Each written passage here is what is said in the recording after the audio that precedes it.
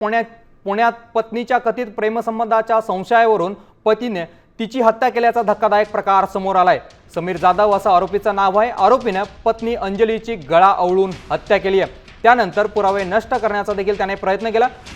गुन्हा करण्यापूर्वी दोघे ज्या ठिकाणी भेळ खाण्यासाठी गेले होते त्या ठिकाणचं सीसीटीव्ही फुटेज आता पोलिसांच्या हाती आलंय। या फुटेजमध्ये आरोपी समीर त्याच्या पत्नीला घेऊन जाताना दिसतोय। यानंतर त्याने पत्नीची हत्या करत तिचा मृतदेह लोखंडी बॉक्समध्ये टाकून पेट्रोल ओतून जाळला।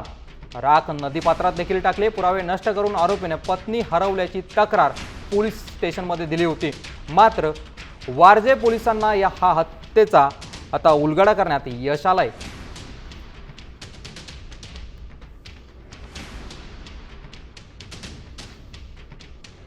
तर आपण बघतोय संशयातून पतीने पत्नीची हत्या केलेली आहे आणि आता हे सीसीटीव्ही पोलिसांच्या हाती लागलेला आहे।